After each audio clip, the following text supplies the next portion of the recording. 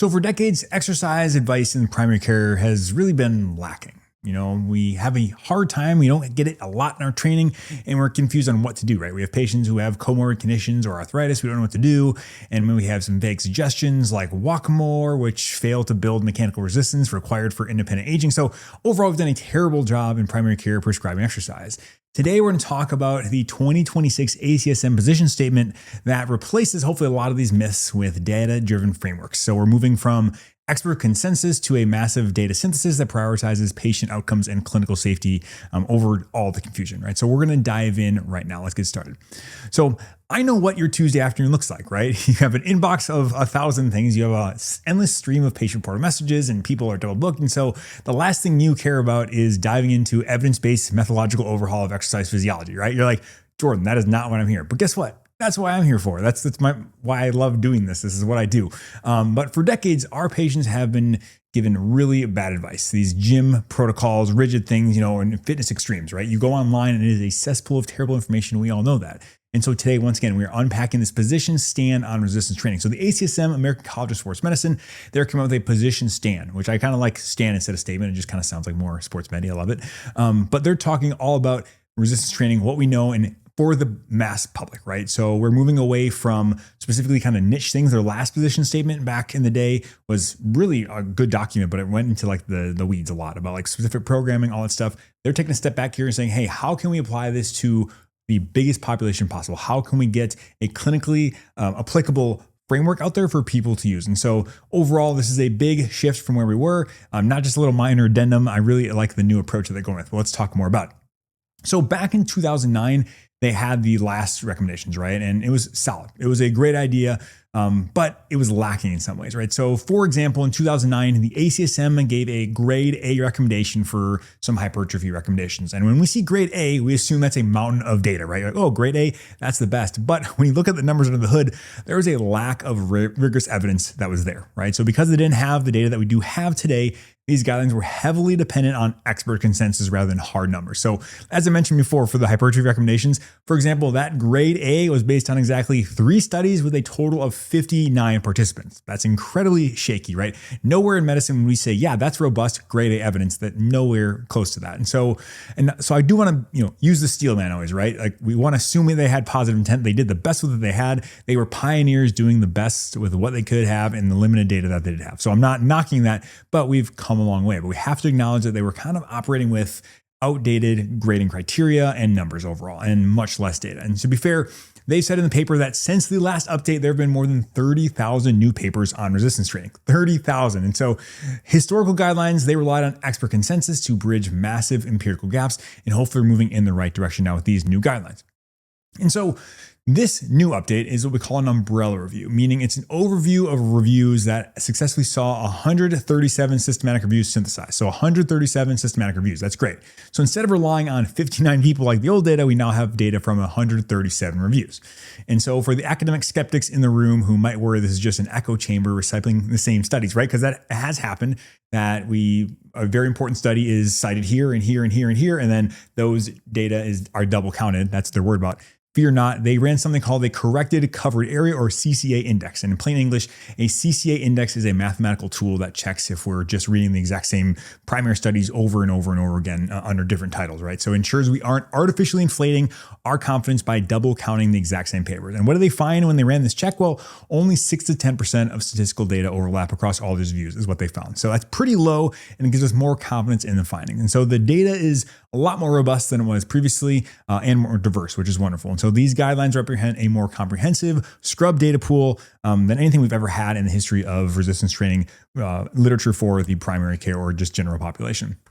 And now let's talk about the big 3. They talked about some big things: strength, hypertrophy, and power. We'll start with strength. So when we talk about absolute strength, the primary target is the central nervous system, not necessarily the muscle tissue itself. That seems counterintuitive. Most people think, hey, get really big muscles, that'll make you stronger. And yes, on average, if you have more muscle, you will be able to lift more. That's not bad advice. That's practical, but it's not that simple. So it's more about the brain firing action potentials in exactly the right sequence to maximize neural drive and motor synchronization. So you're effectively teaching your nervous system to fire all your muscles at the exact same time. So to trigger this adaptation, the prescription is using an 80% or greater 1 rep max load. So if you think about 1 rep max, that means the absolute max amount you can do.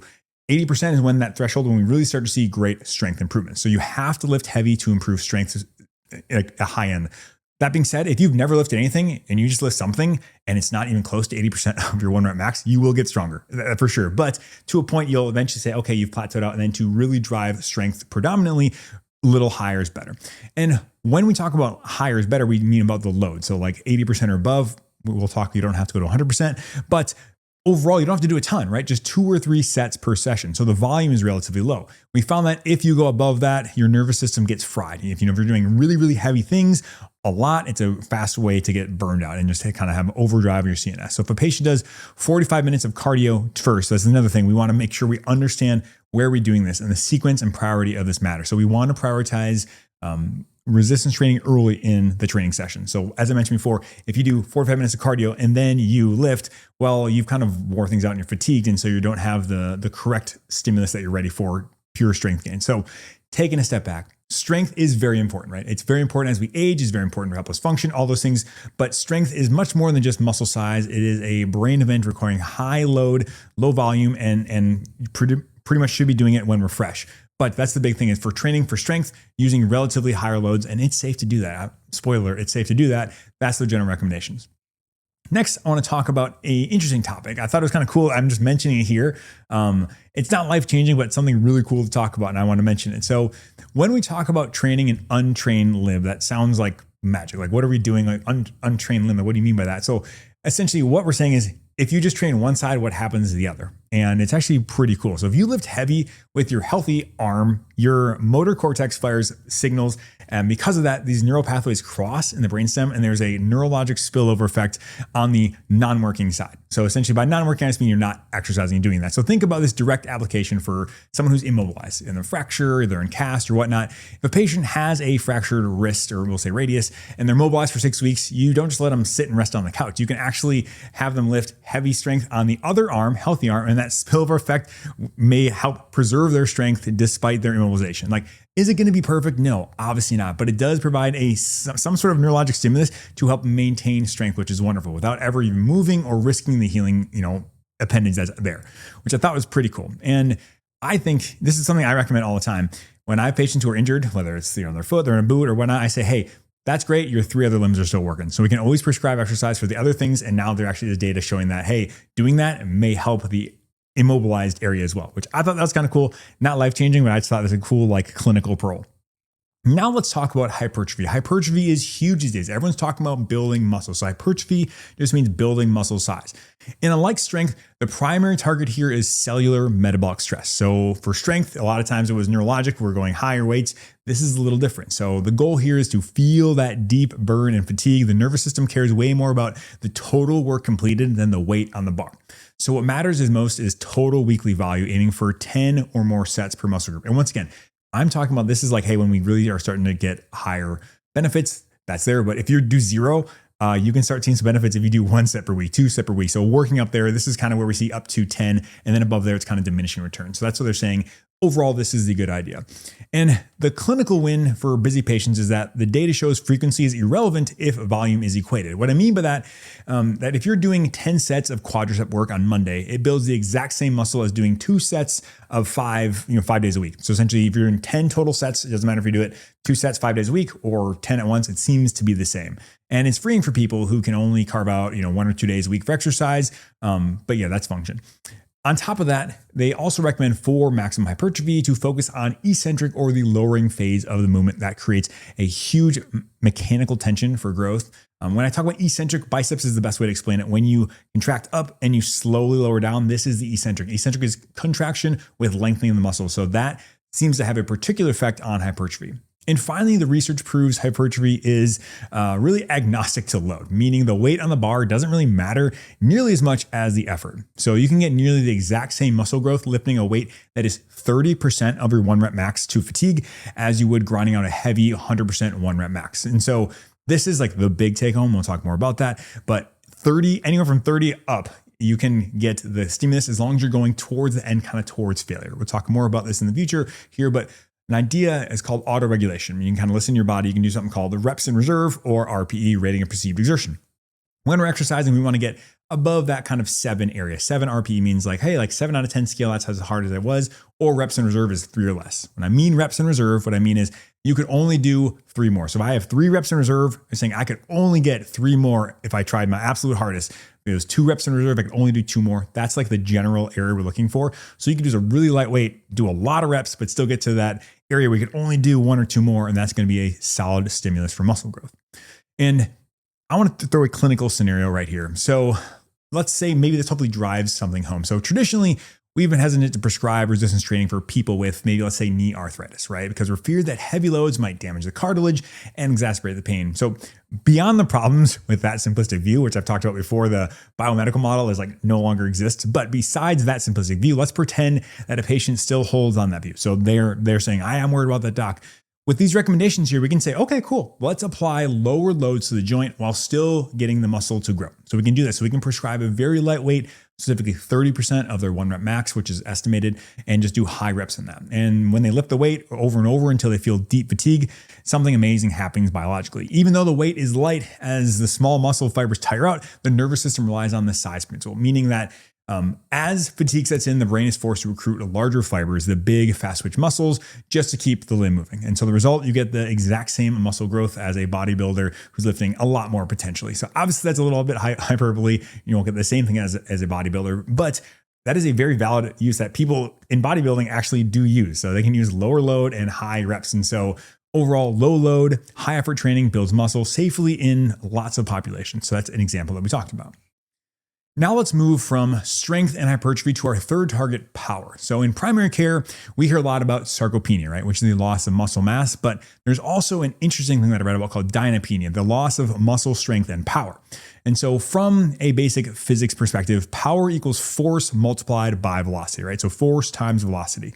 And as we age, our bodies undergo a very specific, selective, fast twitch fiber loss. We lose our velocity long before we lose our raw baseline strength. It's the difference between having the raw force to slowly stand up from the chair and having the power to throw your leg out fast enough to catch yourself when you trip on a rug. That's kind of what the difference between power and strength is. And because of that, power is the absolute critical factor for fall prevention, right? Having that power. And to train this, well, we kind of shift gears a little bit. The prescription is a 30 to 70% 1 rep max load. So once again, kind of a wide range, but lower here. And so it's very moderate, manageable weight. But the key to making this work is keeping the volume extremely low, less than 24 total reps per session. And why is that? Well, because if you do too many reps, metabolic fatigue sets in and the movement slows down. And you're no longer training power, you're training endurance. And when we talk about power training as well, one thing is having intent. So power training is usually try to be explosive and it's working as fast as we can. So trying to push things up safely, obviously, but quickly as possible, and force really matters. We'll talk more about that. But for power training, this is very, very critical for fall prevention and even more so than necessarily simple strength. They obviously go hand in hand. Like if you do lots of heavy lifting, like you're going to have probably more power because of that, but you can train specifically for power with these rep ranges and these load ranges. And so when I say train for power, people immediately picture a young athlete throwing heavy barbells over their head. And yeah, sure, can do that. But here's the nuance we need to explain to our patients. During a lift, the bar doesn't actually have to move fast. What matters more is the explosive concentric phase. So the intent and the lifting or pushing part of the movement, that's really, really important. And so let's do concentric here for biceps. It's easy. Concentric is coming, it's contracting with the muscle shortening. And so that intent, hard, going challenging and bringing it up in the concentric phase, that is the most important. That's kind of the biological trigger for kind of saying, hey, the muscles, we're going to try to accelerate this. And so the attempt to move it fast and as fast as possible is really what counts. The brain then sends a signal to explode the muscles, recruit more motor units, and neurologically get everything going and required for this powerful movement. And so we get these fast twitch muscles, and that's what we're going for. And when we're recruiting these fast twitch muscles, that's how we preserve them, right? By using them over and over. So that's really what we're looking for. Because of this physiology, you can actually have a slow bar speed, but massive neural drive as well. However, they do recommend making it a moderate load. As I mentioned before, not going crazy high, but the intent is really important. Like, as I mentioned, you will gain power if you lift really, really heavy, but you can also develop the skill at a much lower and for some people more manageable weight. That's really, really important. So if they push a moderate weight fast and hard, the brain is adapting for power, even if the movement looks like it's happening, at various speeds. So whether it's slow or fast, and there's lots of things you can nerd out about this, like velocity-based training. You can like put it on the barbell and see how fast you're going. That doesn't matter. The intent is really what matters. And so, yes, can you do Olympic snatches or clean and jerks? Yeah, you can absolutely do that, but it's not required. You can use traditional exercises and with intent, and it will be helpful, and we can get this power training there. So very, very important power training, often underutilized and not talked about, but the Position Stand did a great job talking about that. And so now I want to talk about a couple myths that we kind of hear a lot in primary care about lifting. So first is talking about training to failure. And in the weightlifting culture and gym culture in general, it's no pain, no gain, right? And I'm not saying we shouldn't work hard. That's not the case. But when we look at this data, we see that failure is not biologically superior for building strength or muscle in the general population. So pushing a set to absolute grinding failure adds negligible physical benefit, but comes at a pretty steep physiologic and neurologic cost, right? So it causes a massive spike in central nervous system fatigue, right? So essentially frying the nervous system and making recovery much harder for that patient. So you're gonna have to, spread it out, take a much longer rest if you're grinding things out. And also you might have to take multiple days of rest. So it kind of causes a lot of stress in the body, which we don't necessarily need. There's the theory behind that also if we're grinding to failure, it may cause acute vascular or sympathetic stress, which isn't necessarily known to be dangerous, but is a consideration for people who aren't used to that sensation or are worried about it. And so, as I mentioned before, the prescription is 2 to 3 reps in reserve. So tell your patients to work hard, but to deliberately stop the set when they feel they could still complete 2 or 3 more repetitions with good form. And so this approach provides incredibly safe margins for their heart, for their nervous system, for everything, while giving similar results to those who push themselves to the point of physical collapse. And so am I talking about the elite bodybuilder who wants to eke out every single gain possible in their muscles? No, that's not what I'm talking about. If you're looking at this saying, Jordan, you're an idiot, I'm not talking to you. You probably know much more than I do about this. But overall, we don't have to go crazy high to failure to get really, really big improvements. And that's like the myth number 1. Next, let's talk about some stability. A favorite thing of mine is stability or functional training. So we're going to talk about unstable surface training. We constantly have patients asking if they need to be on, I've had patients come to me and say, hey, is this better if I stand on a Bosu ball or a balance ball or something like that, as opposed to, doing just regular traditional exercises? And the science here is wonderfully freeing and decisively negative, meaning when you put a patient on an unstable surface, you cause a protective biological reaction where the unstable surfaces actually downregulates force, meaning like I can't handle as much, so we cannot take this big load. So the brain gets so focused on not falling over that it actively prevents the muscles from pushing hard. It literally puts the brakes on them, saying, hey, we can't handle that. So as clinicians, we have to clearly delineate between balance training versus strength training. Both can be important. I'm not saying there's no place for this. I'm just saying that if we're going to do one, we should pick which one we're going for. Because if you do both, you're probably doing neither of them very well. And so if you try to do both at the same time, you fail to maximize either. So for strength, you absolutely should put your patients on solid ground. I think that's probably the best. And here's the best news for our older patients who are intimidated by free weights as well. The data conclusively shows that machines equal free weights for adaptations, meaning like you get the same adaptations whether you're using machines or free weights. And so muscles don't know if they're pushing a heavily, an engineered leg press or a barbell. It doesn't really matter. And so when it comes to modalities, use what your patients prefer. If they feel safer and more confident locked into a machine, then let them use it. That's fine. Remove the complexity. In fact, it was shown in this review that simple strength training improves balance. So you could honestly just do that and you'd still be receiving balance benefits. So I'm not here to say that we can't do balance training. I'm just saying strength training, if I had to pick one, is going to be a much higher priority because doing strength and power and stuff like that will automatically improve balance as well. And then if you're saying, hey, I want to do some more fun things for balance, we can absolutely do that. But overall, I think training for strength, like doing that will be much more high yield than rather than just doing like Bosu ball stuff. Once again, not knocking Bosu ball. If that's your thing, that's okay. There are some applications for it, but in general, most people would benefit from just doing more strength training, I think. And so now let's tackle the third myth. It's a big one, which is the idea that you need a highly regimented, complex plan to see results. So if your patients look up how to start lifting online, they might see terms like microcycle or macrocycle or undulating periodization. And it looks like an advanced math assignment, but as clinicians, we need to reassure them that spreadsheets are not requirements, not by any means. Periodization is just a complex calendar. So when I think of periodization, we talk about high-level athletes. Like let's think about Olympics. Like, hey, in 4 years, I need to peak. That's what it is. So we think about year 1, 2, 3, 4. When are we going to competitions? It's a big term in the sports medicine and strength and conditioning world. we don't have to worry about that. Pretty much, we don't have to do that. The actual engine that's like making changes here is simple progressive loading. And so this is a side rant for me. I will, if you want to skip forward 30 seconds or however long it takes, but I want to clarify idea of progressive loading versus progressive overload. And so they're constantly used interchangeably online, but I'm explaining why they're not quite the same. And as you see, I prefer one versus the other. And so generally, there are two ways people look at this. The first view is that the traditional view of progressive overload, that and it assumes that slapping on more weight onto the bar is the actual biologic trigger that forces your body to adapt. Basically, the belief that lifting heavier makes you stronger. The second view flips that kind of completely around. And it's the idea that progressive loading, talking about as you naturally adapt, as your body adapts to the current weight and gets stronger, you have to increase the load just to keep up with your own progress. So it's not that lifting heavier weights makes you stronger. It's that getting stronger allows you to lift heavier. And is it critical to know this difference? Probably not. In literature, it mostly uses the term progressive overload, but I wanted to mention it because it's kind of a pet peeve of mine. If you want more content about this, I'm more than happy to talk in detail about this, but this is just something that's important to me is because eventually you hit a point where you can't go further, right? And all of a sudden it's like, oh, progressive overload stopped. Like, well, that's not the case. Like we just need to change some variables. But this is a Jordan Rennicke rant. I'm sorry, but we'll get back to the idea of this. So back to the idea of programming. The 2026 data shows us clearly that complex periodization is not necessary for general health. Yes, having a plan is a good idea, and you're likely to see better results. But the essentials are telling people they can just go do something and they're still going to get benefits. And yes, a periodized program will work better for a high-level athlete, as I mentioned, but for our patients, the calendar doesn't really matter. The only thing that matters is progressive stimulus applied over time.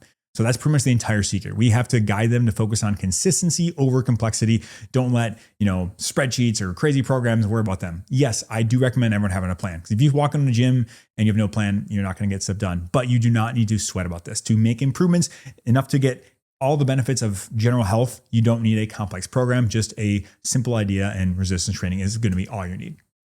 And so now let's talk about how we deliver this into our patients' lives. So specifically using something so simple, but non-traditional like body weight or resistance bands is cool. So the 2026 guidelines explicitly highlight elastic bands and the physiology behind why they work so well. So they provide what's called variable resistance that matches our natural strength curve. So what that means is as you stretch the band, it physically gets harder to pull. So this perfectly matches human biomechanics. The movement provides the most resistance right when your joint is at its strongest mechanical advantage. So it kind of meets you where you're at. But it's not about just isolating one muscle, right? The data shows that bands are highly effective for multi-component function. They mean that they don't just train a single muscle in a vacuum, they train the whole body in multiple different muscles. And this also directly improves gait speed and balance they saw. And these are things that can allow a patient to live at home independently or end up in a nursing facility, right? So if you all have solid gait speed and balance, you're more likely to live on your own. And so by approving these essential functions, the simple intervention has a direct impact on all-cause mortality as well.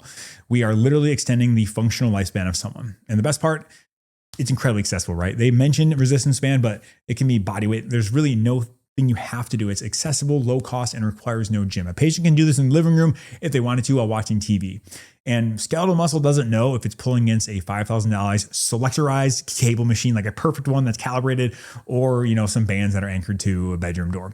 Yes, at the end of the day, will this get you maximum gains? No, absolutely not. But once again, if there's no excuse now, we have data showing that pretty much doing anything is better than nothing. So there's no excuse at this point not to be doing something. And I do want to talk a little bit about one finding here that was kind of interesting in this study. And so it's a little bit of pushback you might get if you read that, and like, well, Jordan, what's going on? They looked at something called the Short Physical Performance Battery, or the SPPB. And for those who aren't familiar with that, the SPPB is a common clinical tool used in geriatric literature to assess lower extremity function. And it's a composite score, meaning it's added up of multiple things. And in the reviews, they saw null composite score findings. And yes, this was the finding, but the authors mentioned this null finding was most likely a result of severe data sparseness. Because if we break it down, it's interesting. In the umbrella review, they found that only 2 reviews actually looked at these SPPB scores. So we just didn't have the statistical power to show a big difference in there. However, when you break the SPP down into its parts, the individual components, specifically gait speed, balance, and chair stands, they all showed improvements with resistance training on their own. And so, yes, the p-value for here did not necessarily show significance on the aggregate here, but like context is everything, right? If a patient is walking faster, balancing better, and getting out of their chair easier, they're functionally doing much better despite what SPPB shows. And so that's just one thing I wanted to mention from a kind of a evidence-based medicine perspective. Like, yeah, it's helpful to see those things, but understanding a statistical quirk can be helpful to understand, like, hey, let's look at this with our brains and actually look at it and understand what they're saying. And so another thing I want to talk about, and I'm sorry, I'm keep going here, but it's a big document. And I really want to talk about this idea. So for decades in primary care, we've operated on the assumption that, for exercise safety, we confidently tell our patients, hey, go on a walk on a treadmill or do some cardio because it's safer. And we cringe at the thought of them lifting weights because we worry about them straining and having a heart attack, right? That's what everyone's worried about. Well, the 2026 data pretty much inverted and flipped all that on its head. So let's look at the data they looked at here. They looked at a study of 1,174 patients with coronary artery disease. And so once again, not healthy college kids. These are people who have a real established pathology, coronary artery disease. And during their exercise protocols, there were 63 events during aerobic training, meaning 63 cardiovascular complications occurred while they're doing the safe cardio. And how many events occurred when they were lifting weights? 0. There were 0 events during resistance training. Now, this isn't a massive data set, I understand that, but it gives us the evidence-based permission we need to stop tiptoeing around strength training. It's exceptionally safe, even with established pathology. We have historically avoided this because we were worried about this, and they're saying, hey, we're worried about the heart attacks, but it statistically might be even safer than cardio. And so resistance training has a potential superior safety profile compared to aerobic training in cardiac populations. And so we really should not be afraid of this. And why is this the case? You may say, well, I'm not quite sure, Jordan. That doesn't make sense. Here's an idea I've kind of seen in some literature. It wasn't necessarily talked about a lot in the paper, but the main hypothesis comes down to the intermittent nature of resistance training, right? So it can be thought that weight training is like a short stress with a built-in recovery, whereas aerobic exercise is continual stress. So when a patient performs a lift, it might take 15, 20, 30 seconds. Yes, their blood pressure goes up very high temporarily, but immediately after they stop and rest. And these built-in rest periods allow myocardial recovery, right? This is a classic issue of sustained versus intermittent oxygen demand. Aerobic exercise like jogging on a treadmill for 30 or 45 minutes requires a massive, unyielding, sustained demand for oxygen from the heart muscle, right? So, but with resistance training, as soon as the set ends and demand drops, it leads back to normalization of coronary perfusion. So meaning blood gets back freely to the heart, no issue, and it doesn't have a high demand, whereas over time, we have a high sustained demand when doing sustained cardio. And so that sustained 45-minute aerobic exercise demand is probably what causes the ischemic mismatch and leads to these events, potentially. Once again, this is a little more not necessarily definitively known. That's the idea of why we're thinking. So we know the heart needs oxygen, but the pipe is too narrow to deliver it potentially in these patients continuously. So giving a break might be helpful. And so that's the proposed mechanism that intermittent rest periods may make resistance training hemodynamically safer than sustained cardio, but I'm not going to say you should not do cardio. That's not the case at all. You should be doing it. Cardiac patients should be doing it. They can do it safely. They should probably need a graded exercise program. And so that's a whole other thing behind the scope of this, but just wanted to mention that. And so now, as we're winding down here, let's talk about the 30-second consult, the exact script you can use tomorrow morning. When a patient asks what they should do, you can tell them the frequency is a minimum of twice weekly, right? So the minimum effective dose to build a foundation we're recommending is 2 times a week. You don't need to give them a complex body part split, meaning like I need to do, bis and tris and legs and glutes. Like ultimately you could pick like 3 movements, like a push movement, which is like a push up, a pull, which could be a ring row or a pull up or banded rows, and then a leg exercise, whether that's a squat or a lunge or whatever. That covers the vast majority of the functional muscle mass. Like that would be a great start. If no one's doing something, just do that. That's perfect. Covers most of what we need. And when they ask you what you should use, you can say, hey, use whatever. You can use elastic bands, body weight, household objects like heavy jugs of water. You can go to a park. You can do so many things. We want to remove every possible barrier to entry. And then on top of that, what we want to do is clarify the intensity, right? So, hey, tell them we want you to work hard, but not to failure. Stop when the movement slows down and you only have 2 or 3 good reps left in the tank. That's it. This is the 2026 prescription. By stripping away all the fitness industry noise, we provide accessible resilience for all ages. Whether they're 25 or 85, this simple framework works. And so effective resistance training can be distilled into just a couple simple movements twice a week using whatever tools are available. Like that's a great place to start. And then yes, hopefully they get bit by the lifting bug and get stronger and want to do this more. And that's the whole goal. More exercise is going to be better, but the bar for getting better is very low and just doing something seems to be helpful. And so Ultimately, I have a vision that we don't just hand out paper to patients and say, here's this. We hopefully dispense standardized, green bands or red bands or tubing or whatever at the pharmacy right next to medications that we're giving them. And primary care, I want them to be comfortable enough to prescribe exercise. Understanding like having time to do that, I get that. Like I get that for sure. They're like, Jordan, not enough time. Totally get that. That'd be my pipe dream though, right? So, but I've said it before, if exercise were a pill, it would be the most prescribed medication of all time because of all the amazing effects. And so I think we should be talking about exercise with the same seriousness and vigor we do as any medication that we prescribe. And so exercise should be a conversation you're having with patients all the time. And so we have this playbook, we have a much larger data set that gives us a lot more data, and we know that resistance training is exceptionally safe. And if we have learned anything from this entire document, it's that something is better than nothing, and consistency will beat complexity any day of the week. And that's going to be it. If you did find this helpful, it'd mean the world to me if you share this with a friend or colleague. But now get off your phone and get outside, have a great rest of your day. We'll see you next time.